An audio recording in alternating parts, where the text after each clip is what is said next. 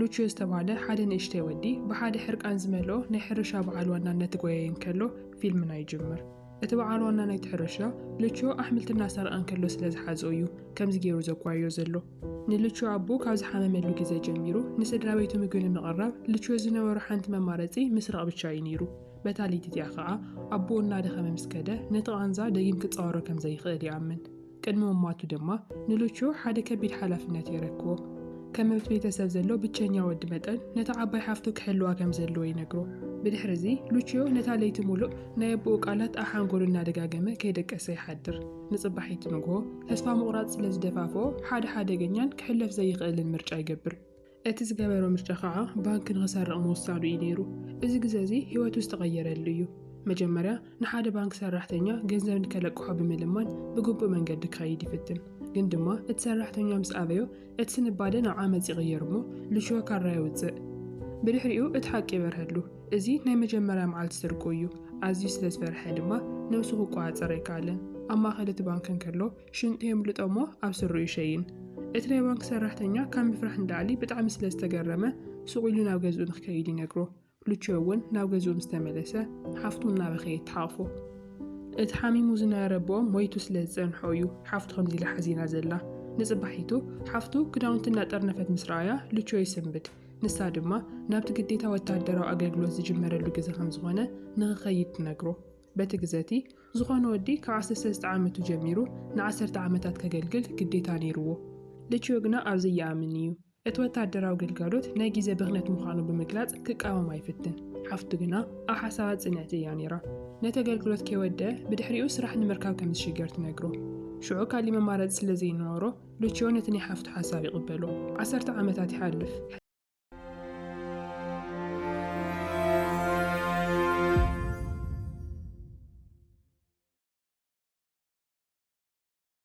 እዚ ኣብ ፓሪስ ሉቺዮ ዓብይ ሰብኣይ ኮይኑ ይርከብ። ኣብቲ ወታደራዊ ኣገልግሎት እንከሎ ሓፍቱ ዝለኣኸትሉ ናይ ኣፓርትመንት ኣድራሻ ድማ ይኸይድ። ምስ ተራኸቡ ሉቺዮ ሓደ ዝሓብኦ ምስጢር ይገልጸላ። እቲ ወታደራዊ ኣገልግሎቱ ከይወደው ይመጽእ ዘሎ። ሓንቲ ወርሒ ብቻ ምስ ተረፈቶ ብዝገርም ምኽንያት ካብቲ ካምፕ ሃዲሙ ይመጽእ። እቲ ምኽንያቱ ድማ ነቲ ዝቕርበሎም ዝነበረ ምግቢ ክፃወሮ ስለ ዘይከኣለ እዩ። እቲ ሓፍቱ ግና በዚ ብጣዕሚ ትናደድ። ክውድእ ብጣዕሚ ቀሪቡ ስለ ዝነበረ ንእሽተይ ትዕግስቲ ክገብር ከም ዝነበሮ እውን ትነግሮ። ድሕሪ ሓፂር ግዜ ነቲ ሓፍቱ በዓል ገዛ ዝኾነ ፓትሪክ ይመጽእ። ፓትሪክ ኣብ ሓደ ኣብ ፓሪስ ዝርከብ ፋብሪካ ከም ኣካውንታንት ኮይኑ ይሰርሕ። ሉቺዮ ድማ ፓትሪክ ኣብቲ ፋብሪካ ስራሕ ክረኽበሉ ተስፋ ይገብር። ግን ድማ ሓደ ፀገም ኣሎ። ሉቺዮ ትምህርቲ ተምሃረን እዩ። ስለዚ ኣብ ክንድኡ ፓትሪክ ካልእ ዕድል የቕርበሉ። ናይ ህንፃ ስራሕ። ሓደ ናይ ስራሕ ሓላፊ ዓርኩ ሓደሽ ሰራሕተኛታት ስለ ዘድልይዎ ሉቺዮ ክሰርሖ ዝኽእል ስራሕ ምዃኑ ይነግሮ። ሉቺዮ እውን ስራሕ ብጣዕሚ ይደሊ ስለ ዝነበረ ብዘይ ምንም ውልውል ነቲ ስራሕ ይቕበሎ። ንፅባሒቱ ናብ ስራሕ ይወፍር። ኣብ ገዛ ዕረፍቱ ድማ 3 ሰራሕተኛታት ብሓደ ኮይኖም ብዛዕባ ኣናርኪዝም እናተዛረቡ ይሰምዖም። ሉቺዮ ኣናርኪዝም ማለት እንታይ ከም ዝኾነ እቲ ምንቅስቓስ ብዛዕባ እንታይ ከም ዝኾነ እውን ምንም ዝፈልጦ ነገር የብሉን። ሽዑ ብዛዕባ እቲ ምንቅስቓስ እንታይ ከም ዝሓስብ ምስ ሓተትዎ ሉቺዮ ከይተረድኦ እኳ ፅቡቕ ነገር ከም ዝኾነ ይምልሰሎም። ንፅባሒቱ ድማ እቶም 3 ሰባት ንሉቺዮ ሒዞምዎ ናይቲ ምንቅስቓስ ወራቐቲ ክዕድሉ ይወፁ። ብዛዕባ እቲ ምንቅስቓስን ፍሉጣት ሰባት እውን ድማ ይምህርዎ። ሉቺዮ ብዝያዳ ኣብቲ ነገር እናተሰሓበ ይኸይድ። ድሒሩ ድማ ከም በዓል ዋና ኮይኑ ክንቀሳቐስን ምስ ሰበስልጣን ክበኣስን ይጅምር። ሓደ ለይቲ ሓደ ካብቶም ኣዕርኽቱ ዝኾነ ኪኮ ዝተባሃለ ሰብኣይ ንዝተወሰነ መዓልታት ኣብ ናቱ ገዛ ንኽጸንሕ ንሓገዝ ይሓቶ። ሉቺዮ ድማ እሺ ኢሉ ይቕበሎ እሞ ኪኮ ዓብይ ሳንዱቕ ሒዙ ናብ ናይ ሉቺዮ ገዛ ይመጽእ። ሽዑ ዝተረድኦ ነገር ኪኮ ተራ ተጣባቂ ዘይኮነስ ብፖሊስ ዝድለ ኣናርኪስትን ሰራቂ ባንክን ምዃኑ ይፈልጥ። ኣብቲ ሳንዱቕ ድማ ንስርቂ ዝኸውን ከበድቲ ኣፅዋራት እዮም ነይሮምዎ። ሽዑ ሉቺዮ በቲ ኪኮ ዝነበሮ ትብዓት ብጣዕሚ ይግረም። በታ ለይቲ እቲኣ ድማ ኪኮ ንሉቺዮ ኣብቲ ናይ ፅባሕ ስርቂ ናይ ባንኪ ንኽሳተፍ ይዕድሞ። ሉቺዮ ድማ እቲ ዝመፅኡ ሓደጋ ብዝግባእ ከይተረድኦ ስቕ ኢሉ ይስማማዕ። ንፅባሒቱ እቲ ዝሓሰብዎ ስጉምቲ ይወስዱ። ናብ ውሽጢ ምፅኣቱ ግና ሉቺዮ ናይቲ ቅድሚ 10 ዓመት ዝፈጠኖ ስርቂ ትዝታ ይመፅኦ እሞ ስንባደ ይሕዞ። ልክዕ ከምቲ ቀደም ከዓ ሕዚ እውን ሽንቱ የምልጦ። ኪኮ ግን ኩሉ ሰብ መጀመርያ ከም ዝፈርሕ ብምጥቃስ ክረጋጋዕ ይገብሮ። ሉቺዮ ትኹረት ብምግባር ዝኸኣሎ ገንዘብ ሒዙ እቶም ፖላዊስ ቅድሚ ምምፅኦም ካብቲ ባንኪ የምልጡ። በታ ለይቲ እቲኣ ኪኮ እቲ ገንዘብ ንዓኣቶም ብቻ ዘይኮነስ ነቲ ምንቅስቓስ ኣናርኪስትን ንድኻታት ስድራ ቤታን ዝኸውን ከም ዝኾነ ይገልጽ። ኣብቲ ሰዓት ሉቺዮ ብስስዕ ዘይኮነስ ንድኻታት ዝሕግዝ ገይሩ ንባዕሉ ስለ ዝረአየ ብዙሕ ኣይደበሩን። ድሕሪ ዝተወሰነ መዓልታት እንደገና ክሰርቁ ይዳለዉ። ኣብቲ ናይ ሕዚ ሰዓት ግን ሉቾ ንኣስትሮንያኖ ዝተባሃለ ሓደ መሳርሕቱ ከም ሹፌር መኪና ገይሩ ሒዝዎ ይመጽእ። ኣብ ግዜ እቲ ስርቂ ኣስትሮንያኖ ናይታ መኪና ሞተር ከየጥፍአ ደው ይብላ። ሽዑ ሓደ ሓለፉ ፖሊስ ጥርጣረ ስለ ዝሓደሮ ቀሪቡ ክሓቶ ይጅምር። ድሕሪ ዝተወሰነ ሰከንድታት ከዓ ሉቾን ኪኮን እውን እናጎየ ይመጹ እሞ ነገራት ከይተበላሸው ካብኡ የምልጡ። በቲ ካልእ ወገን ድማ ሓደ መርማሪ ፖሊስ ነቲ ጉዳይ ክምርምር ኢሉ ይመጽእ። እቲ ናይ ባንክ ሓላፊ እቶም ሰረቕቲ ናይ ስፔን ላዛ ከም ዝነበሮም ይሕብር። እቲ መርማሪ ድማ ምናልባት እቶም ግበነኛታት ኣብቲ ከባቢ ካብ ዘለው ናይ ስፔን ሰራሕተኛታት ክኾኑ ከም ዝኽእሉ ይግምት። ብድሕሪ እዚ እቲ መርማሪ ናብቲ መቐመጢ ናይቶም ሰራሕተኛታት ብሃንደበት ይኣቲ። ብዙሓት ሰባት ድማ ይተሓዙ። ልቾ እውን ካብቶም ዝተተሓዘ ሓደ እዩ ነይሩ። ኣብቲ ፖሊስ ጣብያ እቶም ዝተተሓዙ ሰራሕተኛታት ብስፔን ዝተጻሕፈ ጽሑፍ ንኸንብቡ ይግደዱ። ካብኡ ናይ ሉቾ ተራ ምስ በጽሐ እቲ ናይ ባንክ ሓላፊ ድምፁ ምስ ተሰረቐ ከም ዝመሳሰል ይገልጽ። እቲ መርማሪ ድማ ኣብ ናይ ሉቾ ገዛ ፍተሻ ይገብር እሞ ግን ድማ ምንም ዝተረኸበ መረጋገፂ ስለ ዘይነበረ ሉቾ ይፍታሕ። ድሕሪ እቲ ፍጻመ ሉቾ ንኪኮ ሪእዋ ይፈልጥን። ኣስትሮንያኖ ድማ ኪኮ ከም ዝተቐተለ ዝገልጽ ጋዜጣ ንሉቾ የርእዮ። ሉቾ በቲ ሞቱ ኣዝዩ ስለ ዝሓዘነ ንዝኽሪ ነቲ ዝወደቐ ዓርኩ ክብል ናይ ኪኮ ስራሕ ብምቕጻል ካሊእ ባንኪ ክሰርቁ ይውስኑ። ድሕሪ ዕውት ስርቂ ከዓ በቲ ዝረኸብዎ ገንዘብ ሓንቲ ንእሽተይ ናይ ሕትመት ትካል ይገዝኡ እሞ ጂያን ዝተባሃለት ሓንቲ ሰበይቲ ይቆፅሩ። ድሕሪ ዝተወሰነ ግዜ ክልተ ኣዋልድ ናይ ዩኒቨርሲቲ ተምሃሮ ወረቓቕቲ ንምውሳድ ኢለን ናብ ትካል ይመጻ። ካብኣተን ሓንቲ ስማ ኣን እንትኸውን ንሉቾ ኣብቲ ንጽባሒቱ ዝካየድ ሰላማዊ ሰልፊ ንኽሳተፍ ትዕድሞ። ሉቾ እውን ብኣን ተሳሒቡ ስለ ዝነበረ ኣብቲ ሰልፊ ይርከብ። ንሳ ክትዛረብ ከላ ምርኣዩ ንልቡ ሙሉእ ብሙሉእ ይማርኾ። ድሕሪ እቲ ሰልፊ ከዓ ሉቾ ንኣን ናብቲ ናይ ኣናርኪስት ጉጅሎ ንኽጽምበር ይዕድማ። ምክንያቱ ብልሓታን ሃገራን ምቕያር ዘለዋ ድሌትን ምስቲ ንስቱ ዝኣምነሉ ራእይ ፍጹም ስለ ዝተኣሰረ። ኣብ ማእኸል ዕላሎም ሃንደበት ዕግርግር ስለ ዝተፈጠረ ነገራት ከይተጋደዱ ሉቾ ንኣን ካብቲ ቦታ የውፅኣ። ጸኒሖም ኣብቲ ተቃርዋ እናተዛረቡ ከለዉ ከዓ ሉቾ ኣባል ኣናርኪስት ጉጅለ ምዃኑን ባንክታት ከም ዝሰርቕን ግን ድማ ነዚ ዝገብሮ ዘሎ ከዓ ንምዝንጋዕ ኢሉ ዘይኮነስ ነቶም ዝተጸገሙ ሰባት ንምሕጋዝ ምዃኑ ይገልጸላ። እቲ ገንዘብ ንሰባት ንምሕጋዝ ከም ዝውዕል ምስ ሰምዐት ኣንደጊመ ይፈርሕትን። ኣብ ክንዱ በቲ ነገር ብጣዕሚ ትግረም። ሰሙናት ይሓልፉ እሞ ርክቦም እናሓየለ ፍቑራት ይኾኑ። ሓደ መዓልቲ ኣብቲ ናይ ሕትመት ትካል እንከለዉ ብዛዕባ እቲ ኣብ ኣሜሪካን ኩባን ዘሎ ምስሕሓብ ዝገልጽ ዜና ይርእዩ። ሽዑ ሉቾ ሓንቲ ሓያል ካፒታሊስት ሃገር ስለምንታይ ከም ኩባ ዝበለት ድኻ ሃገር ክትወርር ከም ዝደለየት እናሓሰበ ይሓርቕ። ንኩባ ከመይ ገይሮም ከም ዝሕግዙ እናተመያየጡ እንከለዉ ከዓ ጂያን እቲ ናይ ሕትመት ትካል ካብ ዝዓቢ ስራሕ ክጥቀሙሉ ትመኽሮም። እዚ ሓሳብ እዚ ከዓ ኣብ ናይ ሓንጎል ሉቾ ሓደ ውጥን ይፈጥር እሞ ንጽባሒቱ ንኣን ሒዝዋ ምስ ሓምኡ ፓትሪክ ይራኸብ። ፓትሪክ ካብ ስራሕ ወፃ ከም ዝነበረ ምስ ፈለጠ ሉቾ ናይ ኣሜሪካ ናይ $10 ንምሕታም እቲ ዘለዎ ፕላኑ ይነግሮ። ፓትሪክ እውን ኣካውንታንት ስለ ዝኾነን ሓዚ ገንዘብ ብጣዕሚ ስለ ዘድልዮን ብዘይ ምንም ውልውል ኣብቲ ምስጢራዊ ምስራሕ ይጽምበር። እቲ ናይ ሓሶት ገንዘብ ኣብ ባንክታት ምስ ተቐየረ ሉቾ ነቲ ሓቀኛ ገንዘብ ምስቲ ምንቅስቓስ ዝተኣሰሩ ድኻታት ስድራ ቤታት ይዕድሎ። ኣብ ማእኸል እዚ ስራሕ ኣን ጥንስቲ ምዃና ንሉቾ ትነግሮ እሞ እዚ ዜና እዚ ንሉቾ ብዓብዪ ሓጎስ ይመልኦ። ንጽባሒቱ ሉቾ ናብ ናይ ኩባ ኤምባሲ ብምኻድ ንኢኮኖሚ ኣሜሪካ ንምውዳቕ ዘለዎ ስልታዊ ውጥን ይቕርብ። ናይ $10 ኣብ መላእ ዓለም ድሕር ተዘርጊሑ ዋጋ ናይቲ ገንዘብ ክወድቕን ኢኮኖሚ ኣሜሪካ እውን ኣብ ቅልውላው ክኣቱን ከም ዝኾነ ይገልጽ። ሽዑ እታ ናይ ኩባ ኣምባሳደር በቲ ሓሳብ ተገሪማ ክትሕግዞ ትስማዕማዕ እሞ ንሉቾ ናብ ሓደ ቦታ ንኽከይድ ትእዝዞ። ንጽባሒቱ ሉቾ ምስቲ ቀዳማይ ሚኒስተር ናይ ኩባ ብቐጥታ ንምርኻብ ናብ መዕርፎ ነፈርቲ ይኸይድ። ኣብኡ ድማ ነቲ ውጥኑ እንደገና የቕርቦ። እቲ ቀዳማይ ሚኒስተር ንብልሓቱ ካዋላ እንተናኣደ ኣሜሪካ ገና ዓለም ለኻዊት ሓያል ሃገር ምዃና የዘኻኽሮ። ሽዑ ሉቾ በቲ ቀዳማይ ሚኒስተር ዘርኣዮ ጥንቃቐ ተስፋ ቆሪጹ ካብቲ ኣኼባ ይወፅእ። ኣብ ደገ ድማ ኣንብስን ባድን ናብኡ እናጎየት መጽያ እቲ ፕላኖም ከም ዝተቓልዐን ፖላዊስ ንሉቾ ይሃድንዎ ከም ዘለውን ትነግሮ። ኣብ ሰዓት ሉቾ ካብቶም ፖላዊስ ንምምላጥ ኢሉ እቲ ገንዘብ ናብ መንገዲ ይብትኖ እሞ እቶም ሰባት ነቲ ገንዘብ ንምልቃም ኢሎም ዕግርግር ክፈጥሩ እንከለዉ ንዓኣቶም ናይ ምህዳም ዕድል ይፈጥረሎም። ይኹን እምበር ዕድል ስለ ዘይቀንዐቶ ከዓ ሉቾ ተታሒዙ ናብ ቤት ማእሰርቲ ይኣቲ። ድሕሪ ዋርሕ ካብ ቤት ማእሰርቲ ምስ ተፈትሐ ብሓጎስ ተደፋፊኡ ናብታ ጓል ወሊዳ ዝነበረት ኣን ይጎይ። ብድሕሪ እዚ 8 ዓመታት ይሓልፍ። ሉቾ ካብ ቤት ማእሰርቲ ምስ ወፀ ጀሚሩ ከም ናይ ህንፃ ሰራሕተኛ ኮይኑ ይሰርሕ ዘሎ። ን8 ዓመታት ዝኣክል ባንክ ከይሰረቐ ወይ ናይ ሓሶት ገንዘብ ከይሐተመ ብንጹህ ይነብር። ሓደ መዓልቲ ግን እቲ ናይ ስራሕ ሓላፊኡ ብቼክ ምስ ከፈሎ ሉቾ ቅድሚ ሕዚ ቼክ እዩ ስለ ዘይፈልጥ ብምድንጋር ይጥምቶ። ድሓር ግን እቲ ቼክ ናብ ባንክ ከይድካ ናብ ገንዘብ ክቕየር ከም ዝኽእል ምስ ተረድአ ተቐቢልዎ ካብኡ ይወፅእ። ብድሕሪ እዚ ሉቺዮ ካብ ስራሕ ምስ ወፀ ንበዓልቲ ገዝኡ ኣንን ነታ ንእሽተይ ጓሉን ካብ ትምህርቲ ቤት ይወስደን። ኣብቲ እዋን እቲ ሉቺዮን ኣንን ተመራዕዮም እዮም ዘለዉ። ኣን ድማ መዓልታዊ ከም መምህር ኮይና እያ ተገልግል ዘላ። ድሕሪ ቀትሪ ኣብ ሓደ ሱፐርማርኬት ክገዝኡ ከለዉ ሉቺዮ እኹል ገንዘብ ከም ዘይብሉ ይርዳእ።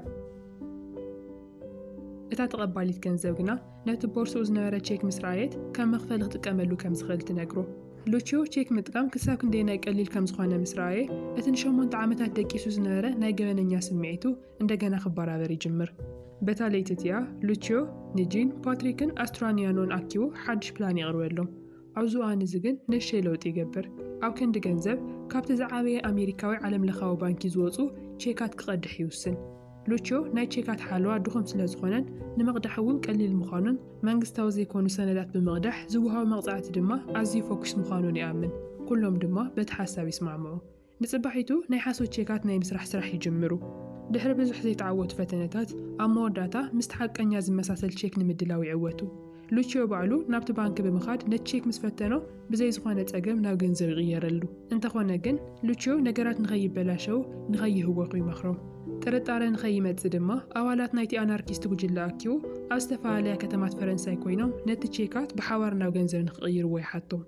እቲ ቼክ ዝቕየረሉ ቦታታት ምስ ዝበዝሕ ፖላዊስ ንዓኣቶም ንምክትታል ክጽገሙ ምዃኖም ይኣምን። ኩሎም ድማ ብልክዕ ኣብ ሓንቲ ሰዓት ኮይኖም ነቲ ቼክ ንኽቕይርዎ የዘኻኽሮም።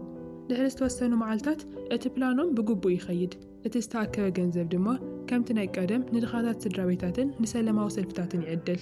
ድሕሪ ሰሙናት ግን እቶም ናይ ሓሶት ቼካት ይተሓዙ። እቲ ኣሜሪካዊ ዓለም ለኻዊ ባንኪ ባሮ ዝተባሃለ ሓላፊኡ ነቲ ጉዳይ ንፖሊስ ፈረንሳይ ንኸፍልጥ ይሰዶ። ባሮ ብትዕቢት ኮይኑ ንፖሊስ ፈረንሳይ ብዝሕሊ ስራሖም ይላግጸሎም።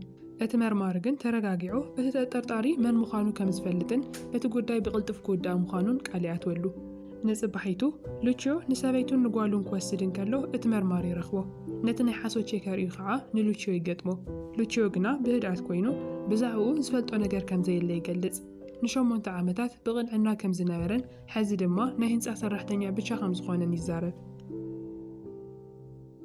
ብድሕሪ እዚ ሉቺዮ ናብ ገዝኡ ምስ ተመለሰ ኣን ነቲ ዝተፈጠረ ነገር ሰሚዓ ብጣዕሚ ትናደድ።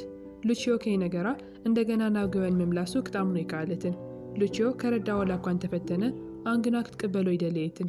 ንዓኣ ዓለም ንምቕያር ሕጊ ምጥሓሰ የድልይን እዩ። ንሳ ድማ ኣብ ቦሊቪያ ከም ነርስ ኮይና ንኽትሰርሕ ዕድል ከም ዝቐረበላ ትገልጸሉ። ሉቺዮ ምስኣ እንትኸይዱ በቲ ናይ ህንፃ ክእለቱ ንድኻታት ማሕበረሰብ ክሕግዝ ከም ዝኽእል ትነግሮ። ሉቺዮ ግና ምስኣ ንኽከይደ ይሰማማዕን። ኣብ መወዳእታ ኣን ተስፋ ምስ ቆረፀት ጓላ ሒዛ ክትከይድ ከም ዝኾነት ትፍክር። ንፅባሒቱ ለይቲ ሉቺዮ መሳርሕቱን ኣብቲ ናይ ሕትመት ትካል ተረኺቦም ብዛዕባ ባንክታት ፈረንሳይ ዘውፅዎ ሓድሽ ሕጊ ይሰምዑ። እቲ ሕጊ ሓደ ሰብ ኣብ መዓልቲ ሓንቲ ቼክ ብቻ ክቕይር ዝፍቀደሉ። በዚ ምኽንያት ድማ ጂን እቲ ስራሕ ደው ክብል ከም ዘለዎ ትመክር። ሉቺዮ ግና እቶም ናይ ሓሶት ቼካት ኣብ ወፃኢ ሃገር ንምሻጥ ምስ ሓደ ኣብ ቤት ማእሰርቲ ዝተፋለጦ ቻርሊ ዝበሃል ሰብ ንኽራኸብ ይውስን። ሉቺዮ ምስ ቻርሊ ተራኺቡ ንቼካት ዝገዝእ ሰብ ንኽረኽበሉ ይሓቶ።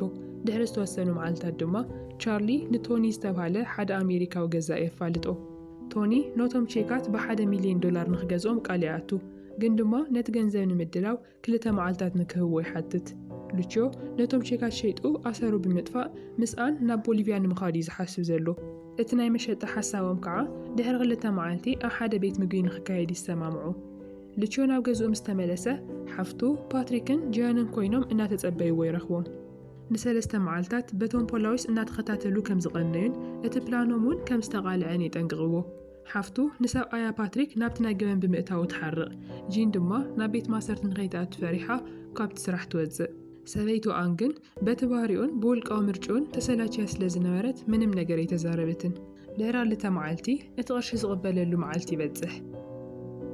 ሉቺዮ ብሞስኮ ክቕልቀል እንከሎ እቶም ፖላዊስ ንገዝኡ ይከታተልዎ ከም ዘሎ ይርኢ። ኣን ክትሕግዞ እንተሓተታ ንሳ ግና ተኣቢ። የግዳስ ናይ ነፋሪት ቲኬት ይዋቶ ተሰናቢታቱ ትወፅእ። ሉቺዮ ኣብ መንገዲ ዕገርገር ብምፍጣር ነቶም ፖላዊስ ኣደናጊሩ ናብቲ ቤት ምግቢ ይበጽሕ። ድሓር ቶኒ ምስ መጸ ግና ፖላዊስ ብሃንደበት ኣትዮም ንሉቺዮ እንደገና ይኣስርዎ። ኣብ ቤት ማእሰርቲ እንከሎ ሉቺዮ ሓደ ካብቶም መውቀርኡ ዝኾኑ ሰባት ከም ዝኸድዕዎ ይጠርጥር። እቲ ጠበቕኡ ድማ ኩሎም ተኣሲሮም ፓትሪክ ብቻ ከም ዘምለጠን እቲ ዘትሓዞ ሰብ እውን ንሱ ክኸውን ከም ዝኽእል ይነግሮ። ሉቺዮ ብሓሙኡ ብምጥላሙ ብጣዕሚ ይስንብድ። እቲ ዝገለለ ሕማቕ ዜና ከዓ እቲ ባንኪ ብ20 ዓመት ማሰርትን ብ50 ሚልዮን ዶላር መቕፃዕትን ክኸሶ ይፅዕር ከም ዘሎ ይሰምዕ። ሉችዮ በቲ ዘጋጠሞ ነገር ኣዝዩ ተሰቢሩ ይተርፍ። ናብዚ ኩሉ ጣጣ ዝኣተወ እውን ካብ መኣዘ ትሒዙ ከም ዝኾነ ውሳነታቱ ደጊሙ ይሓስዎም። ብድሕሪ እቲ ናይ ፍርዲ መዓልቲ ይበፅሕ። ናይ ሉችዮ ጠበቓ ብሰንኪ ጌጋ ሰነዳት ተወሳኺ መዓልትን ክወሃቦም ይሓትት። እቲ ዳኛ እውን ነቲ ክሲ ንግዚኡ የናውሖ። ሉችዮ ክሳብ ዝቕፅል ቆፀራ ብቕድመ ኩነት ይፍታሕ። ካብቲ ቤት ማእሰርቲ ወፃኢ ድማ እቲ ናይ ሉችዮ ዜና ኣብ መላእ ፈረንሳይ ይናፈስ እሞ ጋዜጣታት ናይ ፈረንሳይ ሮቢን ሁድ እናበሉ ክፅውዕዎ ይጅምሩ። ኣብቲ ሰዓት እቲ ናይ ባንኪ ሓላፊ ዝነበረ ባሮው ሉችዮ ብህዝቢ ብምንኣዱ ብጣዕሚ ይናደድ። ባሮው ነቲ መርማሪ ፖሊስ ንሉችዮ ንክቐፅዖ ፀቕጢ ይገብር ወላ እኳ እንተነበረ እቲ መርማሪ ግና ጉዳዩ ናብ ቤት ፍርዲ ስለ ዝበፅሐ ስልጣን ከም ዘይብሉ ይገልጽ። ንፅባሒቱ ሉችዮ ንፓትሪክ ረኺቡ ንምንታይ ከም ዝኸሓዱ ይኸሶ። ፓትሪክ ግና ንሱ ከም ዘይኸሓዱን እቶም ፖላዊስ ሓበሬታ እንድሕር ዳ ሂብዎም ገንዘብ ንክህቦ ቃል እንተኣተወሉካ ንሱ ግና ከም ዘይተቐበለ ይዛረብ። ክሳብቲ ኩነታት ዝረጋጋዕ ድማ ፓትሪክ ንሰበይቱ ሒዝዋ ካብቲ ከተማ ይወፅእ። ሉችዮ በቲ ዘይተፀበዮ መልሲ ብጣዕሚ ይስንብት። ምሸት ምስ ኮነ እቲ ጠበቓ ናብ ናይ ሉችዮ ገዛ ይመፅእ እሞ ብዝገበሮ ስራሕ ፓትሪክ ንጹህ ምዃኑ የረጋግፅ። እቲ ትኽክለኛ ከሓዲኡ ቻርሊ እዩ ነይሩ። እቲ ገዛ ተባሂሉ ዝመፀ ቶኒ ድማ ምስ ናይ ኣሜሪካ ፀጥታ ዝሰርሕ ምስጢራዊ ወኪል ምዃኑ ይርዳእ።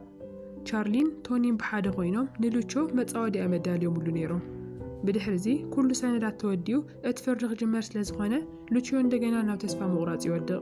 ኣብቲ ምሸት ከዓ ሓደ ስልኪ ይድወለሉ እሞ ኣብቲ ዝበልዎ ቦታ እንድሕር ዳ ዘይተረኺቡ ክቕተል ከም ዝኾነ ዘፈራርሕ መልእኽቲ ይሰዱሉ። ባሮ ብድሕሪ ምፍርራሕ ከም ዘሎ ስለ ዝገመተ ብቐጥታ ናብቲ መርማሪ ፖሊስ ብምኻድ ይሕብር። እቲ መርማሪ እኹል መረጋገፂ ተዘይሃለወካ ንባሮ ስለ ዘይፈትዎ ግና ንሉችዮ ብምስጢር ክድግፎ ይስማማዕ። ሽዑ ሉችዮ በዚ ደገፍ እዚ ተተባቢዑ ናብቲ መካነ መቓብር ብምኻድ ነቶም ሓቢእዎም ዝነበሩ ናይ ቼክ መሐተሚ ሰሌዳታት የውፅኦም። በታ ለይቲ እቲኣ ከዓ ብዙሓት ናይ ሓሶት ቼካት ይሕትም እሞ ኣባላት ኣናርኪስት ኣብ መላእ ፈረንሳይ ንዝርከቡ ወፃእተኛታት ቱሪስት ንኽሸጥዎ ይዕድሎም። እቲ ዝሓሰቡ ተሳኺዒሉ ከዓ እቶም ናይ ሓሶት ቼካት ኣብ ጀርመንን ኔዘርላንድስን ክረኣዩ ይጅምሩ። ባሮ ብዛዕባ ዜና ክሰምዕ እንከሎ ናይ ሉችዮ ስራሕ ምዃኑ ሽዑ ንሽዑ ይርዳእ። ሉችዮ ከዓ ንኣን ደው ኢሉ ናፍቖቱ ይገልጸላ። ምስኣ ናብ ቦሊቪያ ብዘይምኻዱ ከም ዝተጋገየ ብምእማን ፀኒሑ እውን እንተኾነ ከም ዝመፅእ ቃል ይኣትወላ። ኣብቲ ሰዓት ሉችዮ ኣብ መንጎ ትዕላል እንከሎ ፖላዊስ ከቢቦም ይኣስርዎ። ኣብቲ ፖሊስ ጣብያ ከዓ ሉችዮ ንባሮው ይረኽቦ እሞ ንሱ ከም ዝተዓወተ ብምትእምማን ይነግሮ። ሉችዮ ንባሮው ሓደ መደራደሪ ከዓ የቕርበሉ። ኩሉ እቲ መሐተሚ ሰሌዳታት ንዕኡ ንኸረክቦ ባሮው ድማ ነቲ ክሲ ንኸቋርፆን ካሕሳ ንኽኸፍሎን። ነቲ ስምምዕ እንድሕር ዳ ዘይቕበሎ ኮይኑ ግና እቲ ባንኪ ብሰንኪቶም ዝዘርግሖም ቼካት መዓልታዊ ክኸስር ምዃኑ እውን የጠንቅቆ። ሽዑ ባሮ ካልእ ምርጫ ስለ ዘይነበሮ ነቲ ዝቐረበሉ ሓሳብ ይቕበሎ። ንፅባሒቱ ኣብ ሆቴል ተራኺቦም ሉችዮ ነቲ መሐተሚ ሰሌዳታት ንባሮው የረክቦ። ባሮው ደጊሙ ከም ዘይሕትም መረጋገፂ እኳ እንተሓተተ ሉችዮ ግና ቃሉ ብቻ ይሂብዎ። ብድሕሪ ሉችዮ ነፃነቱ ምስ ረኸበን ብዙሕ ገንዘብ ምስ ተቐበለን እቶም ኣዕርኽቱ ጂንን ኣስትራንያኖን ኣዝዮም ይሕጎሱ። ድሕሪ ዝተወሰነ መዓልታት ሉችዮ ቃሉ ብምሕላው ናብ ቦሊቪያ ይጓዓዝ። ኣብኡ ከዓ ኣን ሉችዮ ምስ ረኣየቶ ብዓብዪ ሓጎስ ትምላእ። ሉችዮ ኣብ ፈረንሳይ ዝነበረ ጉጅልኡ ወላ እኳ እንተጠፍአ ቃልሱ ግና ኣብዚ ሓድሽ ቦታ ከም ዝቕፅል ንባዕሉ ይኣምን። ናቶም ሓጎስ እናርአየና ከዓ ፊልምና ይውዳእ።